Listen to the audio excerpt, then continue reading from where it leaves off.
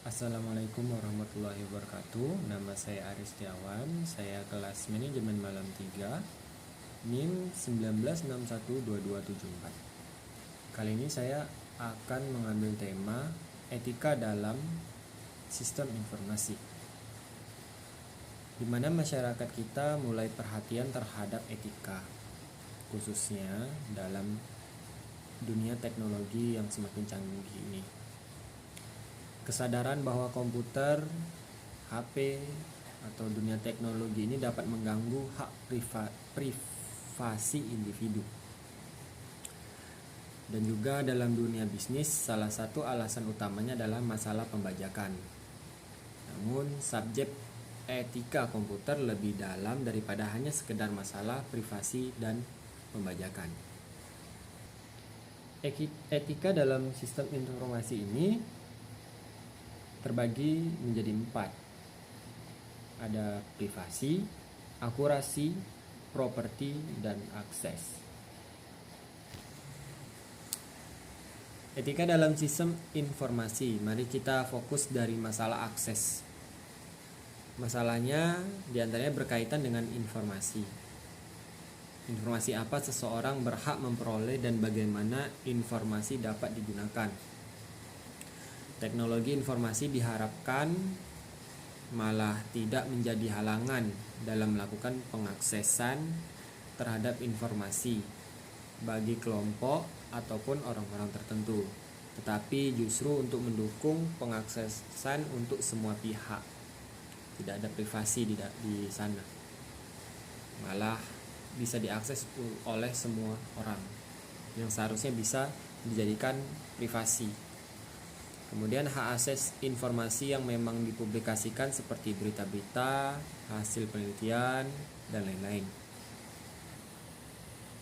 Keamanan sistem informasi diantaranya ancaman terhadap sistem informasi itu sendiri dibagi menjadi 2 macam, ancaman aktif dan ancaman pasif. Ancaman aktif mencakup kecurangan dan kejahatan terhadap komputer. Sedangkan ancaman pasif mencakup kegagalan sistem, kesalahan manusia, dan bencana alam.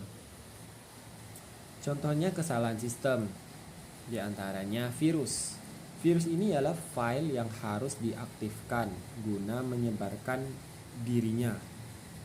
Ia dapat diprogram untuk merusak atau menghapus file, menampilkan pesan yang aneh atau nyebelin, dan bahkan merusak sistem komputer itu sendiri. Virus tidak pernah menyebar ke sistem lain secara otomatis. Dan ada juga worm atau cacing, adalah program file binary yang dapat menggandakan diri ke sistem lain secara otomatis.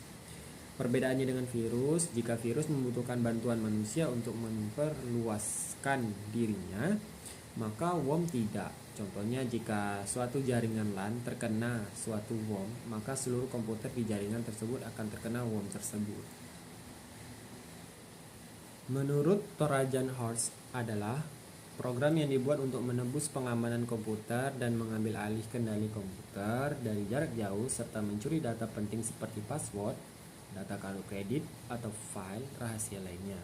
Sebenarnya hoax bukanlah virus. Hoax adalah istilah yang digunakan untuk menyebut berita bohong mengenai virus. Hoax biasanya datang dalam bentuk email yang isinya memberitahu agar pengguna komputer menghapus file tertentu yang dikabarkan dicurigai sebagai virus. Biasanya pada saat kita menggunakan komputer sering muncul tulisan-tulisan peta tertentu. Di sana dijelaskan bahwasannya ada virus atau data-data yang terdeteksi yang tidak aman atau tidak dikenal oleh komputer kita. Nah, jadi hal apa sih yang harus kita lakukan untuk mengamankan sistem informasi kita? Yang disarankan, terapkan rencana pengamanan untuk mencegah pembobolan. Miliki rencana jika pembobolan terjadi. Biasanya kita harus buka paspor. Apabila paspor sudah misalkan sudah terbobol, kita harus mempunyai backupan, contohnya emailnya. Jadi misalkan kita kebajak, kita bisa mengambilnya kembali dengan email kita. Buatlah backupan.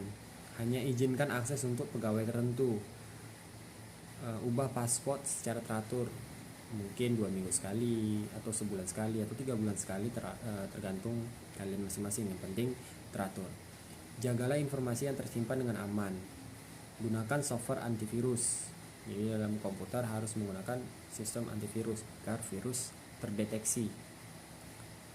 Gunakan biometrik untuk mengakses sumber daya komputasi. Rekrut tenaga kerja pegawai yang bisa dipercaya untuk memegang komputer kita. Misalkan kita udah jadi bos atau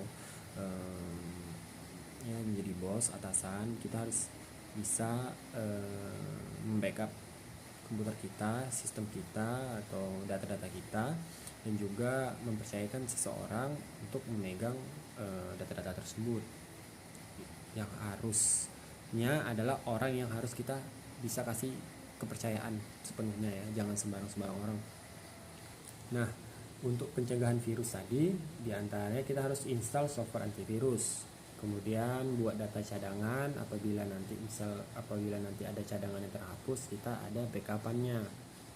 Contoh data tugas sistem informasi di bulan November, kita copy 2, misalkan disimpan di folder lokal D, misalkan itu ada virus, maka hilang. Jadi kita harus mengcopy ke lokal FE, kita buka baru lagi agar terbackup. Kemudian hindari pemakaian program bebas yang tidak dikenal. Misalkan ya program-program banyak lah, yang banyak game atau mungkin program-program yang tidak dikenal dari asing-asing, itulah dari Cina. Biasanya kalau aplikasi program-program itu kan ada yang bahasa Inggris, ada yang bahasa Indonesia, ada yang bahasa Jepang, Cina, Thailand, dan sebagainya. Itu dihindari aja, yang jelas-jelas aja. Kemudian hapus email dari sumber yang tidak dikenal. Hapus email dari sumber yang tidak dikenal ya. Oke, baik, begitu saja penjelasan masalah dari etika dalam sistem informasi ini. Mudah-mudahan bermanfaat. Saya Aris Setiawan dari kelas manajemen malam 3 dengan NIM 19612274 undur diri. Semoga bermanfaat. Wassalamualaikum warahmatullahi wabarakatuh.